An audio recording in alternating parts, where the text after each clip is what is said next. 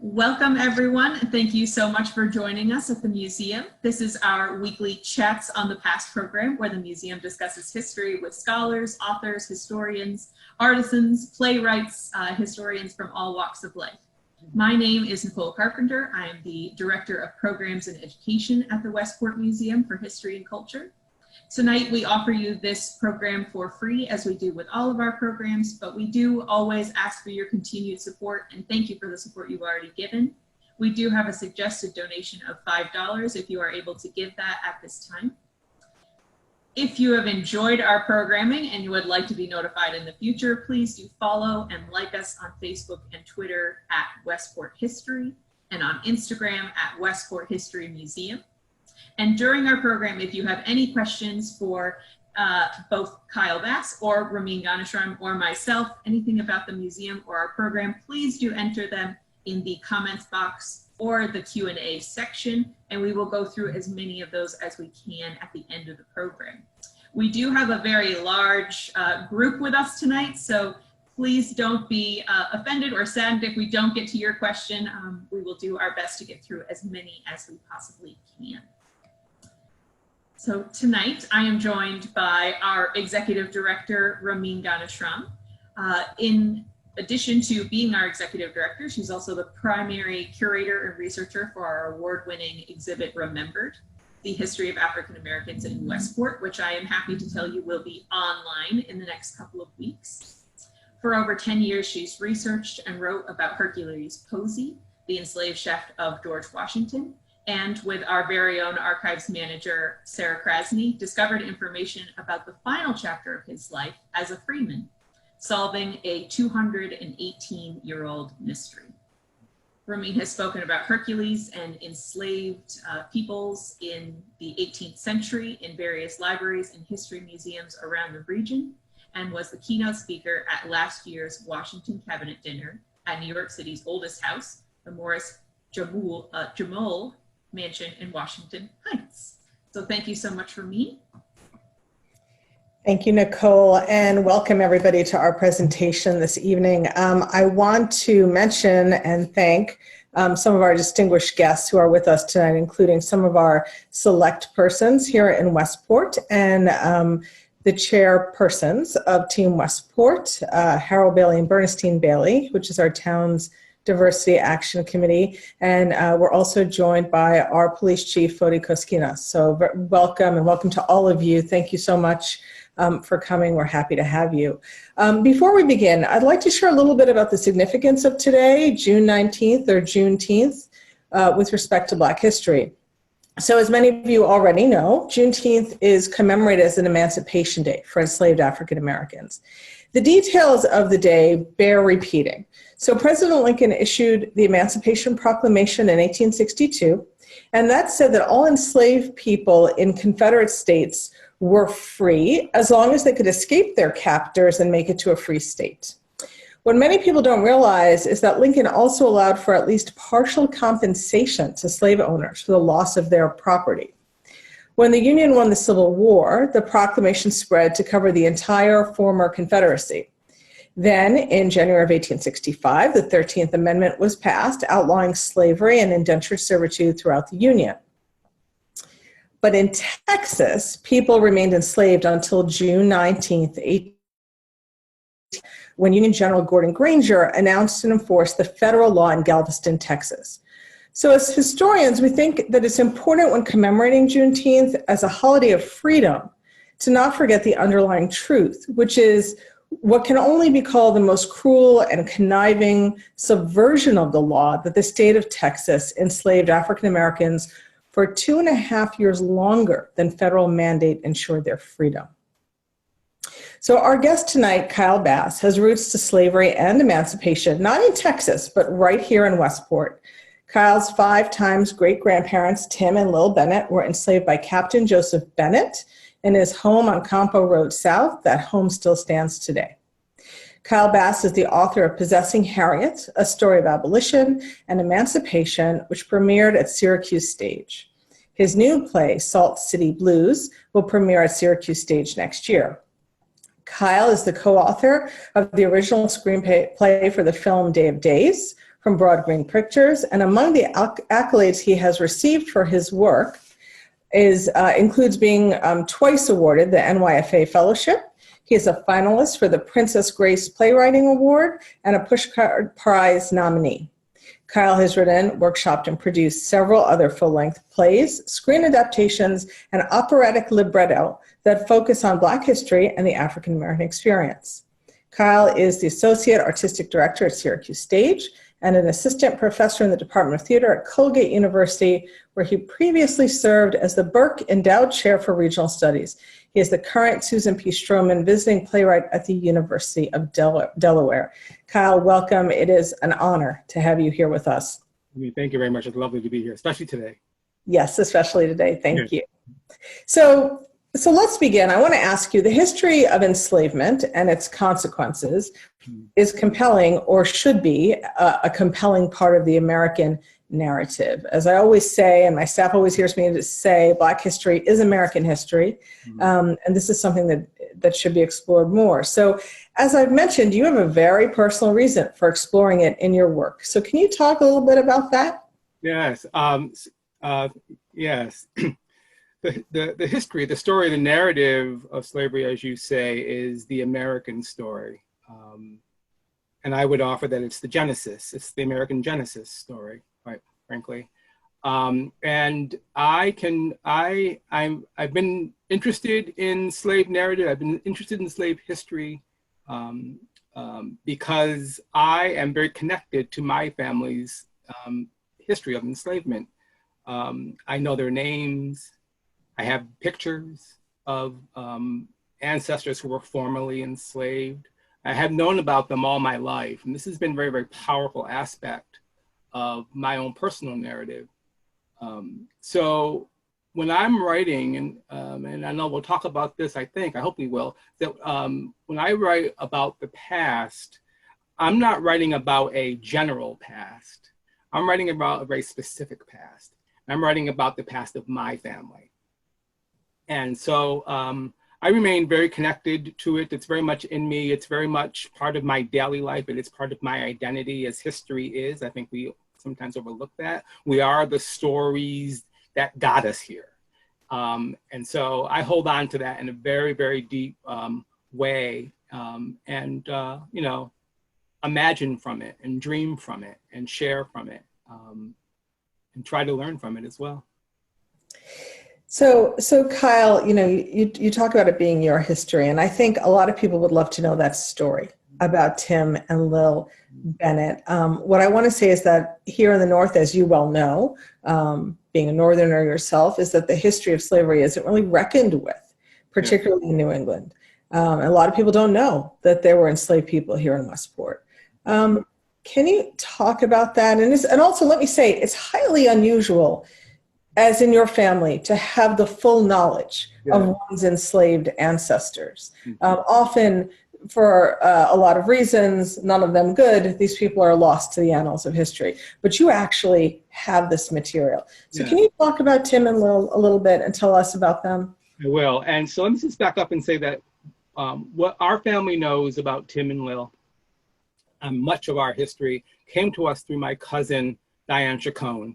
Diane Chacon is a lawyer in Princeton, and she is a historian. And she did research back in the 90s, and she published privately just for our family her findings. So we have these mimeographed books. It is one of the Bibles for me. It's always near. It's sitting right there. So her work was key in opening up this knowledge for much of our family and for me. We knew it as family lore. You know, we knew it, we carried it, which is why it launched her. But, you know, the specificity of documents and places and dates and names and maps and records, you know, she really uncovered that for our family. And it's a great gift to us. So on both sides of my family, on both sides of my mother's family, on the matrilineal and the patrilineal side, we come up out of enslavement. On my mother's patrilineal side, it's out of the South. And on my mother's matrilineal side, it's out of Connecticut. It's Tim and Lill. When, my family has been living and owning land and voting in upstate New York since 1799. Tim and Lill came to New York out of Connecticut in 1799. And my family's been here ever since. We are in this way, I believe, we are a quintessential American family. So when I think about Tim and Lill, when I saw the documents, when I saw the Bennett document that was the petition to emancipate his enslaved folk, and that line that Tim and Lill are desirous of their emancipation, that Tim and Lill are desirous of their emancipation. I just thought, what a statement and what an understatement. Right. Right. And it has stayed with me. I wondered about that story. I don't have record that Tim and Lill were literate or knew how, or wrote. I don't think so. We haven't found letters or diaries. That would not be true for their children, because they would come to New York and learn, which is why our family has photographs and pictures and letters and diaries, because of that early kind of emancipation. So, but I think about them in dramatic terms, because that's my bad habit, because I'm a playwright. And so when their voices really only exist in our imagination, right? They were real, we know this, right? You've all had ensconced the bricks with their names on them, right? But they're also inventions for us. And for me, they're an invention of mine on some level. And I was very interested to think about, okay, so how did this all come about, right? I understood, and I'm not a historian, I'm a playwright, but I understood that in Connecticut, it began not only not to be popular, it fell out of fashion to own slaves, but also it was no longer profitable. So there was that element as well. So let's not, praise the good white folks of Connecticut too much, because there was a reason it became expensive, right? And there was, but I wondered about the drama within the house, because the players that were there, the Bennetts, Judah, who signed the affidavit, the town clerk, I think he was, the daughter of Bennett, Charity, who was married to David, I believe David Judah, correct me please if I'm wrong, I think it was David, but Judah. Right. And then there were, Lill was owned by Disbrow. Tim had been in the family from, his very early life. I come to understand him first in a will from Bennett that says, my boy Tim, I think he's 10 at the time. And then to follow through, in my cousin's work, to follow him through his baptismal, through his marriage in the same church in which he was baptized. We can follow these documents. But, Tim and Lill meet. Tim's Lill is owned by Disbrow. Disbrow sells her, and I understand that I believe he sells Lill, who was a young, vibrant woman, for the same price at which he had originally purchased her. And I wondered about that. And I wondered about the drama within the family and the political drama within the family about who's behind this. So as a playwright, I began to spin scenarios about these folks, but never wanting to get too far away that, to remember that they were real people, right? And that my imaginings of them, although I must let myself be free in that, there's a kind of respect that must come from it as well. And I can't put my finger on it exactly, what are the policy words for that respect, but I can feel it. And I can feel it when I write a line, I'm like, no, that's mighty clever, but no. But no, right. No, I'm not gonna do that, right? She's not gonna say that, right? And I have to live with her a little longer and listen and find truth. So this is the interesting nexus between working with history and being, a storyteller, a person who makes up stories, right? And then to have these folks actually be alive in my blood. I carry their DNA, right? Tim and Lill are in this very conversation, and some, right, in a real sort of way for me, in a very real sort of way. Without them, I'm not here with you tonight. Correct. Right. Which is so remarkable. It's such a remarkable and amazing way to draw that connection, right? If they had not been here, you would not be here. Yes. And I mean, and so to set the stage a little, and I do want to say, you talked about Tim's baptism. So that was at Greens Farms Congregational Church. I know, in fact, that we have members of that church watching tonight. They're here tonight. So I want to set the stage a little bit for our viewers so that they understand the actual history, because the truth is as amazing as fiction, and to your point, gives you this foundation. So Tim and Lill Bennett, of course, they were owned by Captain Joseph Bennett. He was a patriot. He was part of a family that was divided between loyalists and patriots. We know about them because they appear in the logbook of the Greens Farms Congregational Church, both the baptisms, their marriage, and their children. So we know about their children, also your ancestors, of course, because of this amazing resource.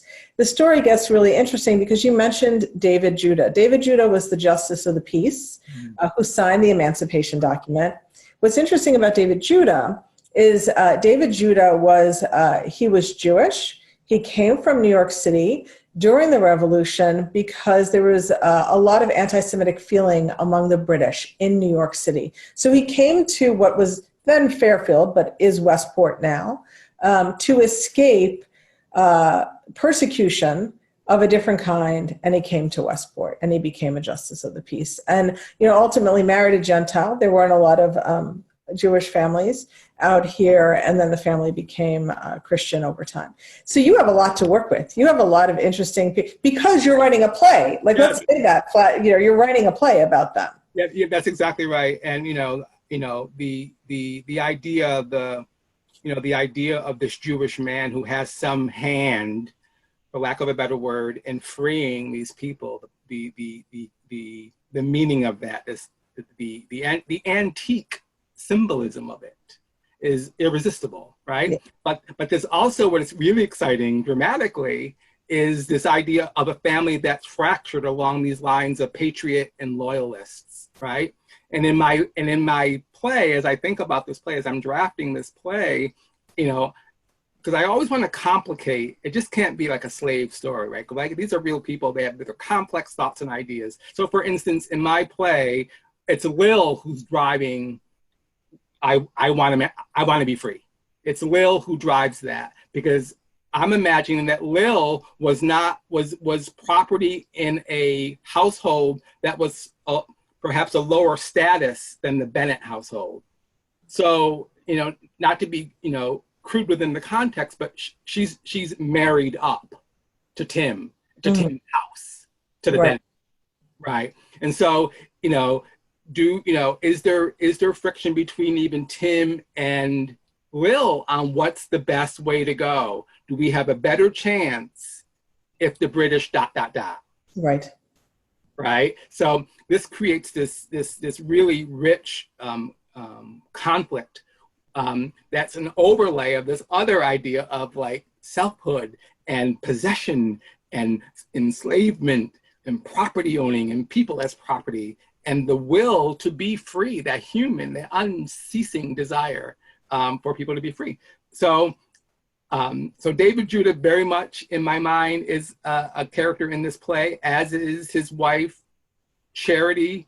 Like, is she, who she allied with? Is she convincing her father to do something? How does this come about? How does this statement, Tim and Lill are desirous of their emancipation, right? What conversation made that sentence get written? Right. I mean, and and what you're talking about is something that clearly, this idea of who do you align with, the British or the Americans? Yes. This is something that played out for enslaved people and even free people of color over and over during the course of the Revolution. Where would you have a better chance? So, just the fact that you're able through this one story to touch on that. And I do want to say something again for our viewers. You mentioned that Lill was sold from Disbrow. By the way, the Disbrow family, I do not recall if it's the same Disbrow, because there are a lot of them, but the Disbrow family owned a tavern that Washington stopped at on his way to Lexington and Concord to take control of the Continental Army here in Westport on the site of Christ and Holy Trinity Church right downtown. I don't know if it's the same Disbrows, but what's interesting about this whole idea that I just want to make clear in what you said, she is sold for the same amount of money for which she was purchased. Enslaved young women were probably the most valuable of enslaved people because of the idea of increase. They could produce children, and in fact, Lill does have 3 or 4 children. I think one passed away, right? We think, right? Yeah. And so it's unusual that she would have been sold in her childbearing years for not a profit. It's very tantalizing, right? So I just want to make that clear to our viewers. Like when you say that, it really has a weighted meaning. Yes, right? yes, indeed. So I know you're really busy working on other commissions, so you can't quite yet say when the Tim and Lill play will be done, although we're dying for it to be done. Let's switch gears a little bit and talk about, if you will, Possessing Harriet. Sure. I would love if you talked about what that play was about, how you got the idea. It's really also an incredibly compelling story that takes place later in time, about 50 years later, right? Yes, 1839, yes. So the folks at the Onondaga Historical Association, Onondaga is the county in which I live in New York State, reached out to me, the executive director, Greg Tripoli, said, I got this fabulous story. I said, oh, okay. He said, let's go to lunch. I want to tell you about this story. I say, okay, great. So we go to lunch and he tells me the story of Harriet Powell. And Harriet Powell was an enslaved mixed race woman, young woman, who was owned by folks out of Mississippi. But because John Davenport's, the Davenports were originally from upstate New York. They were from Syracuse originally, but they relocated south for its benefits of free house labor. So they went down there. So anyway, they returned to Syracuse in the autumn of 1839, and with them they bring Harriet, their enslaved property, a young woman who was a mixed race and was thought to strangers she appeared to be a blood member of this family. So fair was she. So they arrive in Syracuse. They are met with, parties and, teas, and it's the social event of the season. It's the return of the Davenports with this stunning woman who people then realize, oh, she's their slave. And in some circles, their cachet increases socially because they can afford this, right? And so while she's staying at a hotel in Syracuse, there's a black man working in there, Tom Leonard, a free black man working in Syracuse in the restaurant and the hotel, who understands immediately who she is, what she's been made to be. And he says to her, "Are you a slave?"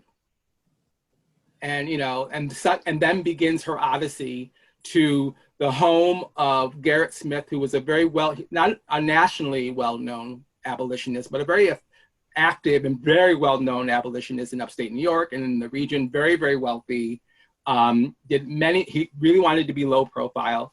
His home in Peterborough was the center of abolitionist activity in upstate New York, and was a station on the then nascent Underground Railroad. And so she ends up there, and while she's there awaiting twilight so that she can get in a carriage and be taken furthest north in New York to cross over from Oswego, which is northern New York, across the lake into Canada, she meets with a young Elizabeth Cady, before she's Elizabeth Cady Stanton, who is Gerrit Smith's young cousin. And they meet. And as Elizabeth Cady Stanton would write very, very briefly in her autobiography about that meeting, she's very demure about it. You know, oh, you reader can imagine what a life for a woman such as Harriet would have been, and I don't have to go to the tawdry details. I don't have to, relive the trauma. Of course, which is, I would imagine, her own sort of emotional, trauma. So I was interested. Well, like, what did they say? Like, what was that? So I was commissioned to write a play about those events. And that commission came in, I think, in 2013, because it took me 5 years to write that play. And in a large part, it took me 5 years because I like to take my time. There was research to do, but I'm not a historian. I didn't want to write a history play. I wanted to write a drama. I had to find a way to make writing about the past be relevant to 2013, 14, 15, 16, because it was eventually produced in 2018 when it was done, when it was ready. And I finally realized that my way in was my own family story.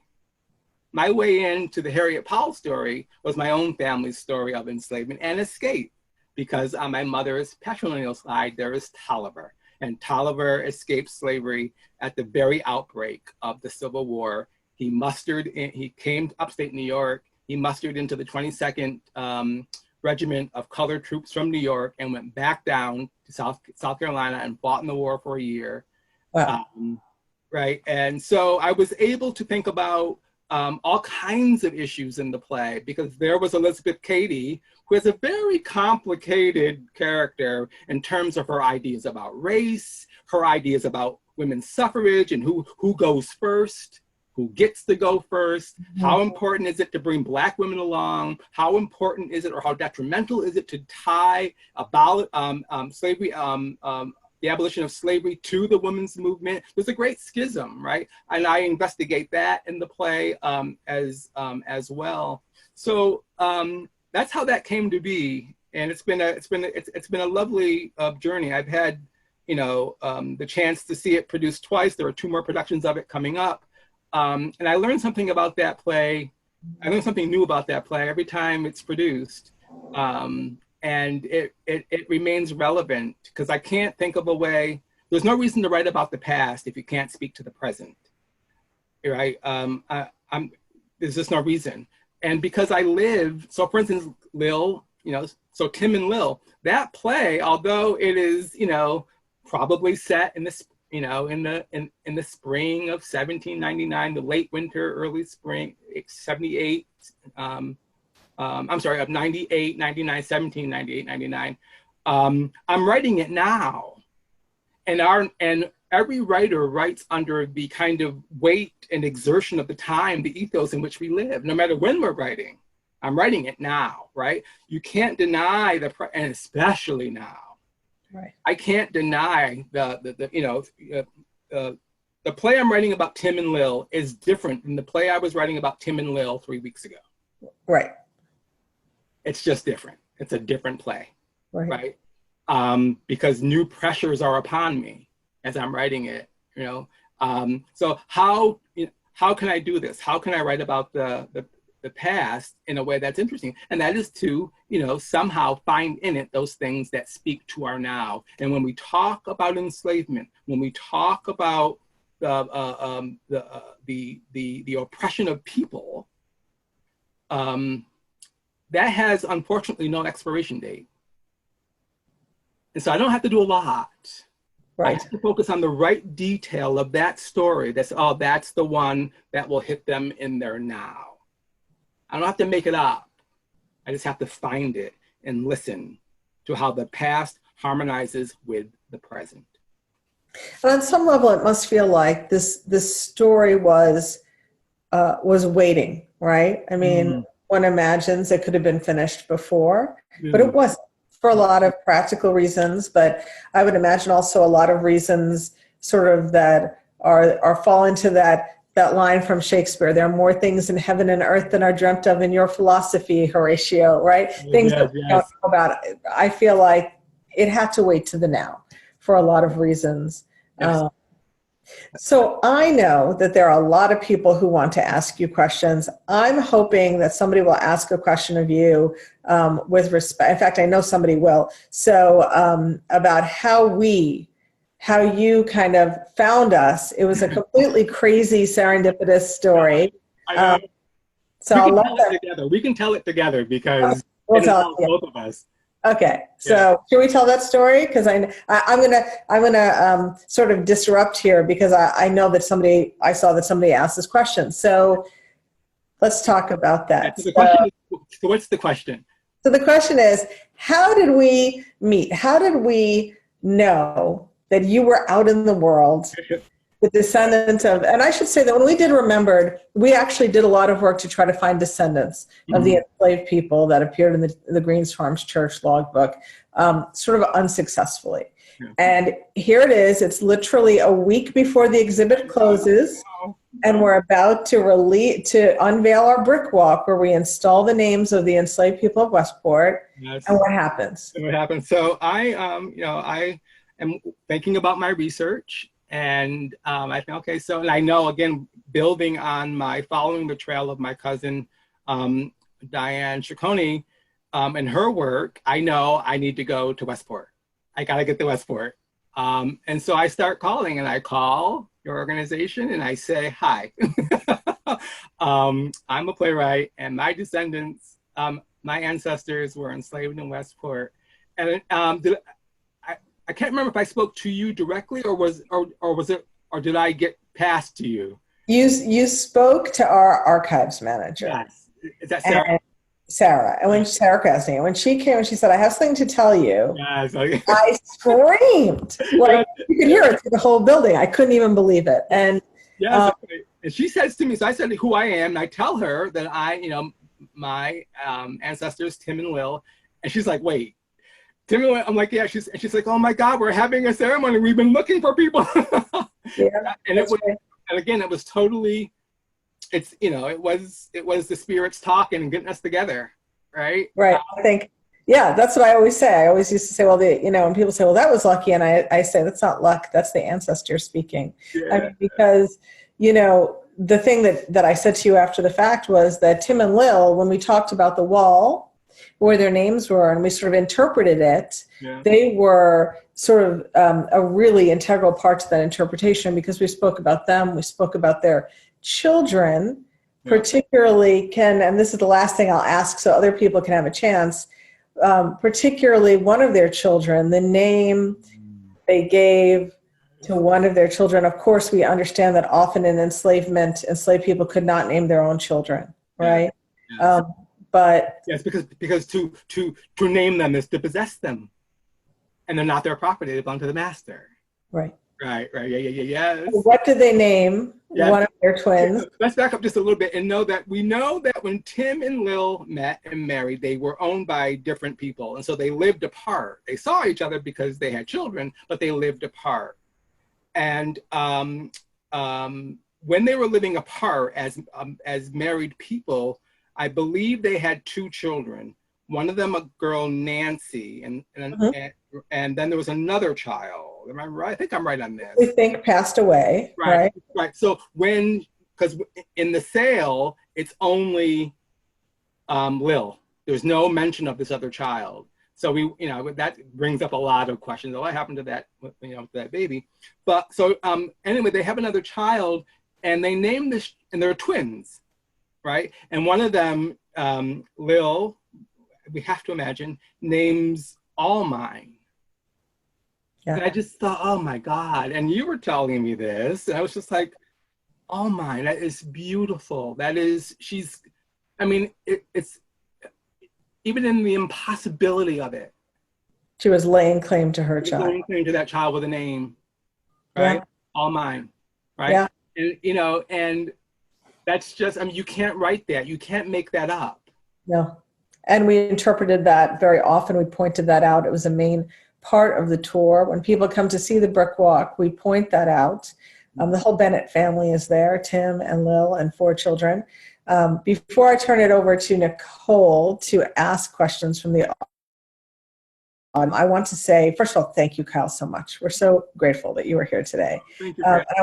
I want to tell everybody, if you would like to come and visit, pay your respects to Tim and Lill Bennett, please come to the museum. They are in our brick walk, along with 240 other formerly enslaved and 20 free people of color.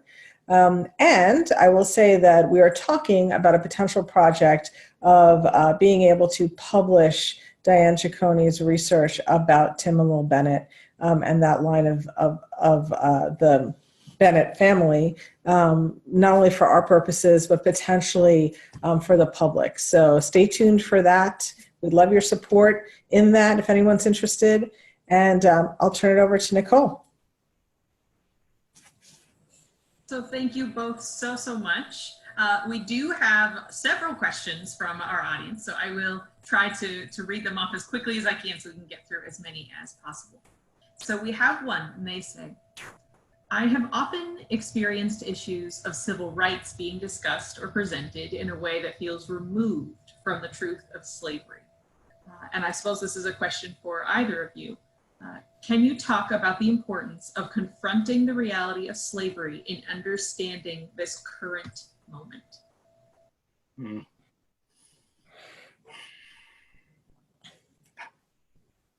mean, I'm let you go first historically. I'm going to come in on the back end with, like, the stuff I make up. Okay. So what I will do is first say that I'm going to make a recommendation of some reading, and that is a book called Capitalism and Slavery by Dr. Eric Williams, who was the first Prime Minister of Trinidad and Tobago, obviously a British colony that was run on slavery and then later indentured servitude. It has to be confronted because it is the economic instrument of the United States of America. Economists will still talk about the jump start that the American economy still enjoys today based on free labor of enslaved people.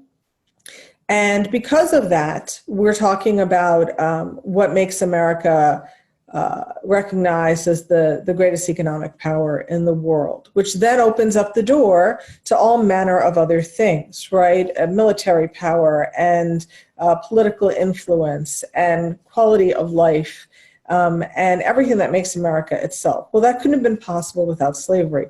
So it has to be confronted, first of all, not only because of the wrong that it was, from a moral and ethical point of view, but to understand that America would not exist as we know it without slavery.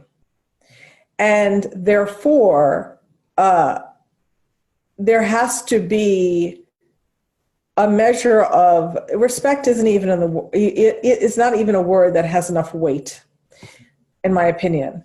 But it is respect. It's honoring these people who gave literally their lives against their will to create this environment that we live in and move in. So, and also, I'll say what many people have said before, this is a deep, deep, deep unhealed wound that must be faced and confronted in all of its horror so that people understand it can't be something that was in the past, long ago, far away.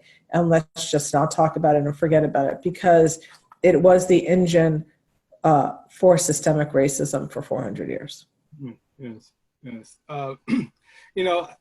That's really interesting question because I like to write about the past, which is frequently writing about my family's past.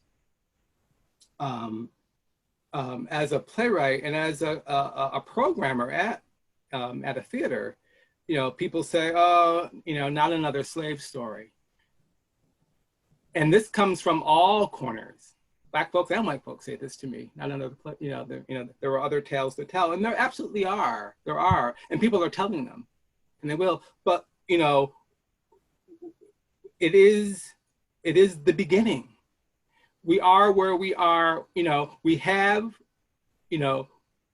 lost George Floyd because we had slavery. There's no way of jumping across things. There's no way of cutting it off and jettisoning it. Okay, it's over. We had a Black president. We're post-racial. Obviously not. No, that was never the truth. So, but we have to claim this. And I think about the way in which, Germany as a nation deals with its Holocaust past, right? I've never been to Germany, but I understand that the reminders of it, the acknowledgements of it are there. Does that mean that white supremacy goes away in Germany? No, but, right, that what it's actually pushing against is something very different than the very provocative statements we have coming out of the Oval Office that so frequently sound like dog whistles to a certain ilk of the society, right, that still has these ideas about the role of Black people in this country and people of color in this country and whose country this is. And the irony of that, right, is so thick and sickening, right?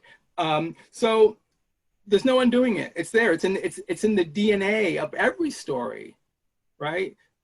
In her treatise, Playing in the Dark, Toni Morrison talks about the absence of the Africanist figure from American literatures is the presence, right? That is our presence in the work. When we're not there, is us being there, right? So for me, I don't see it as, people say, oh, the stories of trauma. It's not stories of trauma, it's stories of truth, right? And the injury, the trauma occurs when you don't acknowledge it, when you don't remember it, as you move forward and you do everything you can to undo it, it's still with us. It's just called different things. It was slavery, and then, it was Jim Crow, and then, it was, the prison industrial complex, it's stop and frisk. It's law and order. It's law and order. It's George Floyd. It's, Breonna Taylor, it's still with us, right? So that's why I write about it, because there are so, as much as has been said, there's more left to be said. It's been 400 years. Of silence. Yeah, and many, so much of it, or at least silence from the people who ought to not be, right? Want to know better, want better. We have another question, and first they start off with a comment, and they say that they have chills listening to Kyle, your description and your passion for the documentation and the artifacts and the stories that you've been able to tell about your family's history. And they also say, imagine if every Black person in America and throughout history had those documents and those chains of stories to pass down. And they wonder, sorry, let me scroll down to their question here. Do you feel that you know them better through these documents? And would others with documents such as this be moved to tell similar stories? Well, that's an interesting question. And it's interesting, I don't know who asked that question. And I don't know that it matters in my response. I mean, it obviously matters, it's a good question.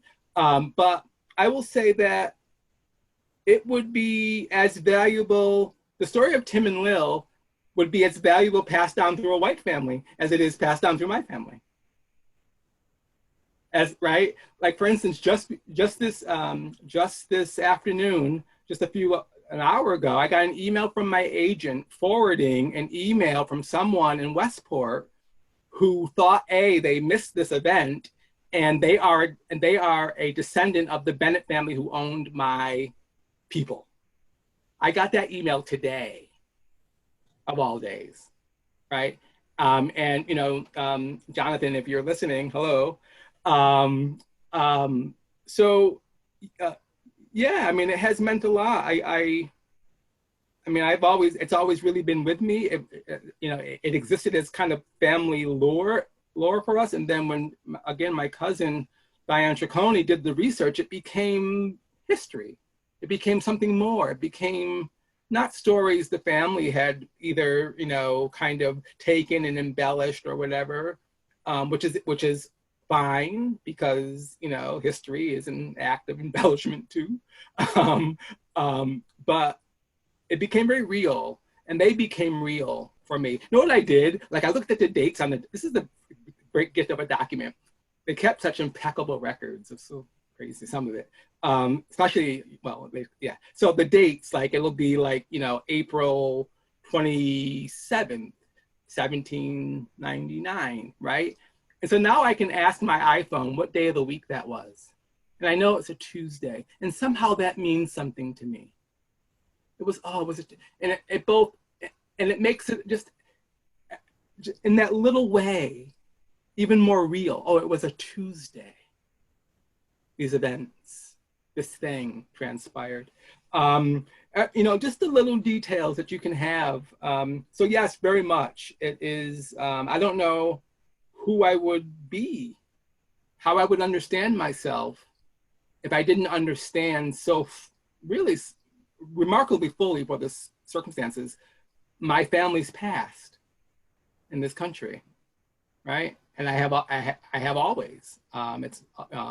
So yeah, it's very. I hope I'm answering the question. It is very important. It's been very important to my family. I think if all families, but I'll answer the question directly. If more African American families who can trace their families to enslavement in this country did so, I think, in fact, it is very empowering. I find it.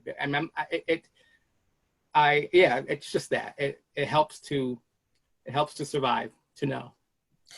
I think it roots people in the past, which is often reserved for the white European narrative. Mm-hmm. We talk about the 18th century, we talk about the revolution, we talk about the Industrial Revolution, and history books are filled with people, who are not people of color, who are not Black people, as being the agents of these milestones in the building of a nation. Mm-hmm. And these very simple documents that may only relate to one family, but when you see that date, 1799, 1764, whatever it is, you realize that that's an anchor into that distant past, which is the nation building portion of the program. Yes.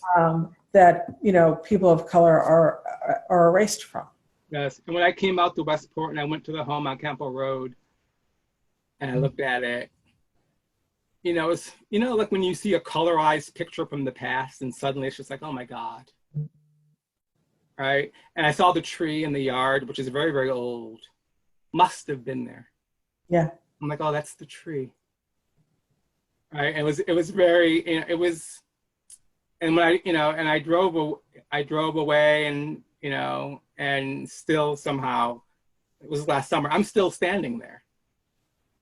Absolutely. Well, here in Westport, it's not a big town. So we drive around by this house all the time. And I always say to my daughter, that's Tim and Lil's house. That's the Bennett house. But I don't mean it's Joseph Bennett's house. Of course it is. In my mind, I'm like, that's Tim and Lil's house. Mm-hmm. That's where Tim and Lil lived.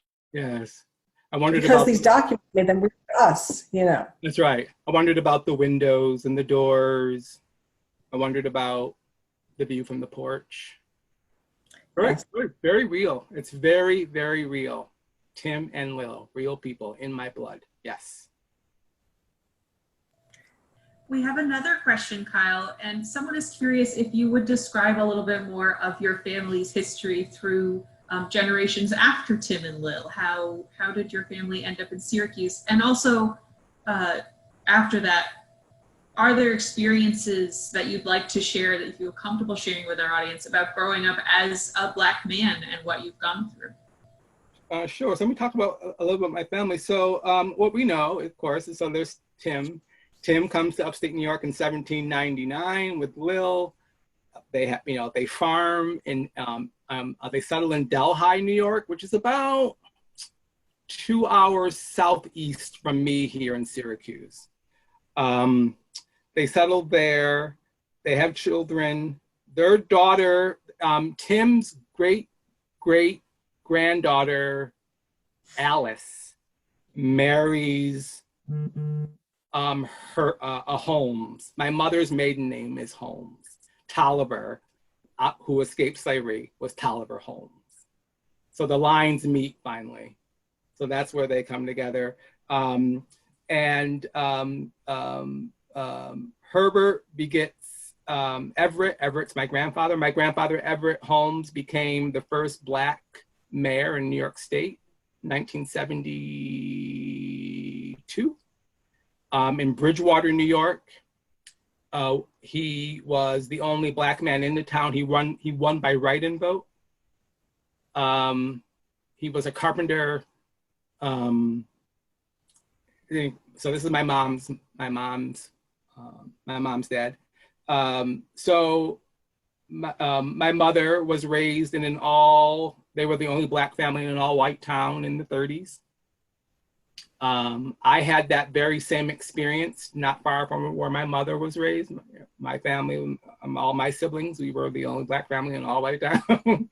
And so this is my seg to like growing up Black, right, and being a Black man in this culture.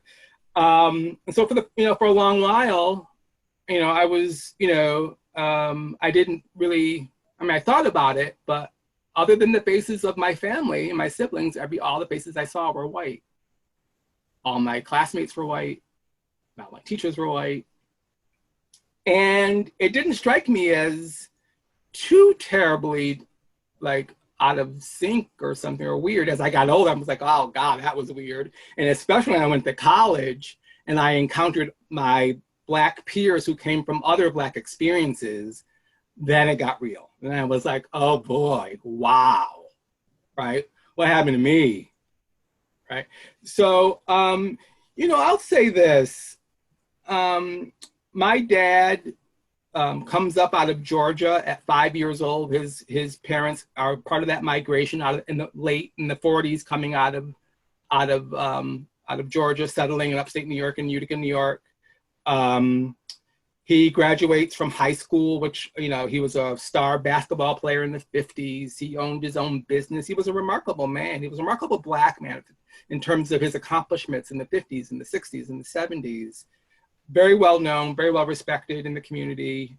And I saw him, and I saw how he operated in terms of his ability to code switch, how he was when he was talking in front of the Rotary Club or something, and then how he was when he was with like my mom's brothers, my uncles, right? The two selves, right? And a lot of Black folks can speak to this, in this country. So there was that. There was that. There was prejudice. There were. Reflected most. It's always ignorance, right? And somehow to grow up in that situation, you do understand that in the white community, our family was being held up as some kind of trophy, right? And that was looking back on it. I see how that impacted a lot of things. How that really, for lack of a better word, colored my relationships with my friends. But they were my friends, and I tell people, I know, love, and I know, like, and love a lot of white people in my life, right? The older I get, the longer I'm Black, the Blacker I feel. By that I mean the longer you exist in the world in which my presence is something you find yourself dealing with if you're not Black, particularly if you're white in many cases. The longer you live in that, the more you become aware of aware of things that you cannot change, and I don't think you can change things about people. That's why you have to deal with policies, and the hopes that in time that kind of emanates out. I guess it's hard to talk about because it's so nuanced. I mean, it's kind of like I'm almost being asked now. I mean, it's like stepping out of myself to see how that really is. And all I can say is, you're Black and you know it, right? You're Black and you know it. So that's what it's like. Thank you, Kyle. There is also a question of when Westport can expect a reading of your play, hopefully at the museum. So is there a timeline for the play about Tim and Lill? I will say this, I'm working on it. I'm thinking about it. I'm lucky to have, other projects in front of it that I have to write to deadline on. And I will take my time. I'm never in a rush as a playwright. I mean, I love the story. I love thinking about it, but I love the craft of playwriting. And for me, the craft of playwriting takes time. So I can't, I can't say, it's hard to say. I would imagine probably somewhere in 2022, there might be something I'm like, oh, okay, this is something that is not too hideous and maybe there can be a reading. So probably then, I would imagine, but it might be earlier. Yeah. Well, we welcome the reading whenever it is ready. We'll try not to keep bugging you. Oh, no, please do, because that's actually very helpful to be bugged. So yes, please. So we do have a question that might be more for Ramin. Someone is wondering what the address of the Bennett home was. And while we can't give out the address of that house because I believe it is a private residence, can you tell us a little bit more of the history that we know of the Bennett household? I have to tell you that because my focus as a historian has always been around enslaved people in the African American experience, I'm sorry to admit that I don't actually know a lot about Captain Joseph Bennett. But the person who does is our archives manager, Sarah Krasny. And when this gets posted on Facebook, I'm sure Sarah will be very happy to put a comment in that talks more about the Bennetts, their place in Westport, the fact that they were two sides, oppositional sides on the during the Revolutionary War. And I know that she can also shed some more light on David Judah. She studies him quite a bit. So I am sorry about that. I'm not that well versed in Captain Joseph Bennett. My heart is with Tim and Lill, as you can see. I know that Sarah has a lot of information on many of these families that were both enslaved and owned these enslaved people. So we definitely would suggest reaching out to Sarah for more of that history. It really is fascinating. Also, Ramin, we do have another question of, can you discuss and go over a little bit more about how the museum's celebration of Remembered with the installation of our memorial names of the enslaved in Westport, how that ceremony and that exhibit overall brought together current descendants within these families? So as I said, when we researched Remembered, we did try to find descendants of the family member, of the people who were listed on the wall, who were in the logbook. We were very lucky that Kyle contacted us. We didn't have a lot of luck otherwise. So for us, what we used was the material culture, if you will. So for example, there is the home also still standing on Cross Highway that was purchased in 1801 and built in 1806 by the first Black landowner in Westport, Henry Monroe. And so the house really served as a stand-in. So the memorial walk, the brick walk, was a way to keep these people alive. And frankly, in the hopes that what we know as historians is that the research goes on.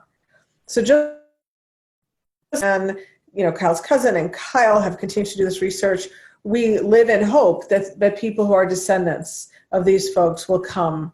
They'll hear about the brick walk. They'll come and they'll basically say, these are my ancestors, or can you help us find our ancestors? And we would be very willing to do it if it's within our power to do so. I should also say that I do want to say that as Nicole mentioned, we've been asked by a lot of people if we would reinstall Remembered, our award-winning exhibit. So between COVID and the fact that it's quite difficult to reinstall an exhibit of that scope, we can't physically do it, but we are going to create a dedicated online version with updated material. So Kyle is going to participate in telling the Tim and Lill story as an audio file. We have other people in the community telling their stories. We're going to have a lot of multimedia additions. So even for those of you who saw the original exhibit, you'll find that the online version is going to be completely interactive, and there's going to be a lot more material, and we hope you'll come back to see it, which we hope within the next month. Even though, as Kyle said, there's a great currency right now, an urgency to get this material out there. As I said, we know that Black history is American history. We see this as duty. So we too are not in a great rush. We want to get it right versus just get it up. The final question that I have right now feels very current as well. They are curious if there is an effort to rename things throughout town. They actually comment that they know, of course, here in Westport that Coley, Jessup, and Green are all very well-known families, and that they were all slave-owning families. And whether there is any efforts, of course, to have those names either removed or changed in any way. As far as I know, I have not, no one has approached the museum about any kind of effort of that type. I haven't heard about any effort of that type. I will say that it is my opinion that this question is very much a case-by-case. The answer is a case-by-case answer. I would say, like a lot of people, I believe that the statues and imageries of the Confederacy have no place and they should go. But I do believe that some should be preserved, not as public statuary of homage, but in museums to interpret what they meant and how they came about, and the role that they played in Jim Crow, and obviously the treason of revolt against the United States that the Confederacy perpetrated. But I think that in more nuanced things like Staples, like we look at Staples High School, Horace Staples himself did not own enslaved people, but his ancestors certainly did. What's the nuance there? What do you do? I think that it has to be looked at on a case-by-case basis, and I do think that at the very least, interpretation has to exist in all of these places. We have a plaque right now at the back of Town Hall that was installed by the state and previous iterations of this organization that talks about white settlers starting Westport. Enslaved people are erased from that narrative, and the native Paugussett people whose land this was are erased from that narrative. And we have been talking for a couple of years now with the first selectman and various people about having that sign changed to be more reflective of the entirety of the experience and a truthful experience. So again, I think that it is a case-by-case basis. I've not heard anybody in town wanting to change names or anything like that, but we would certainly advocate for interpretation wherever possible to make the truth known. So that is all of the questions that we have received from our audience this evening. Is there anything else you would like to add to our presentation, Kyle or Ramin, before we sign off for the evening? You know, this idea of name changing and names, and I was thinking just now about slave names, and so many of us African Americans who are in fact walking around living under these names. You know, the Black Jacksons and Johnsons and folk of the Holmes, my mother, right? Yes, of the world, and you know, it's a powerful thing. And I see the images of, and I see the, you know, the statuary coming down, and I agree. There is, you know, there's a difference between moving something to a museum and you know, annotating its presence in our history versus putting it on a plinth high above, cast, which is an act of authority. In fact, it's a and that's a problem. That's a problem as we try to get past, there's no getting past it, as we try to move on, less, a little more healed about our past of enslavement in this country, move on together to share that history. There's no undoing it. There's no one saying let's undo it, right? But undoing and then ignoring are, you know, that's, you know, those are two different things. There's no one doing it. There's no one ignoring it. So that we find a way to move on with the history and be better with each other, about each other, understanding it. And it's a tall order, right? It's been all this time, right? It's not going to be, you know, it won't be a single act of legislation. It never was like that. But it must be this daily, every day in your life, with your publics, with your friends, with your colleagues, with your people, expanding your own life to include other people in it, right? It's that kind of, it's that kind of work, you know. And if we can, you know, stop mythologizing, and statuary is about myths so much of the time.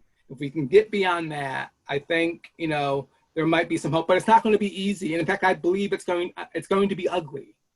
I think it's painful now, right? But I do think that there is possible. I have faith in the young. I mean, I can be pessimistic because I'm old, but I have faith in the young. What I'm seeing now, I have not seen this before. I've seen a lot of Black folks killed under the knees of white policemen.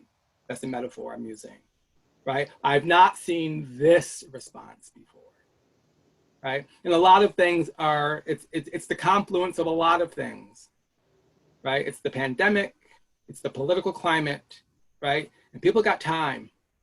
They got time now, right? So, you know, I think that I would love to think that that the dismantling, you know, Audre Lorde said, the master's tools will not dismantle the master's house. The master's tools will never dismantle the master's house, right? We got to do it different. And I feel like just now maybe there's a little of that's happening. We can't do it politely. You know, peaceful protest. I get it. You don't want anybody to be hurt, but that suggests do it within the strictures of the system you're trying to break down. That's oxymoronic. I'm not calling for but it can't be. You can't do it the way the system tells you to do it. You got to find a way to do it that is not injurious, but that is effective. That gets at the system. Right? I don't know that I have the answer. All I can do is the thing I can do is write a play. I can and say this is what I think and what do you think, and you know, come together in the theater of 500 people and let's think about this. Let's think about this. So that's the responsibility I feel as a playwright, is to create opportunities to consider and reconsider. I don't have answers. I have ideas, right? And art, combined with history, combined with legislation, combined with science, and the openness of the human heart. It's all we have.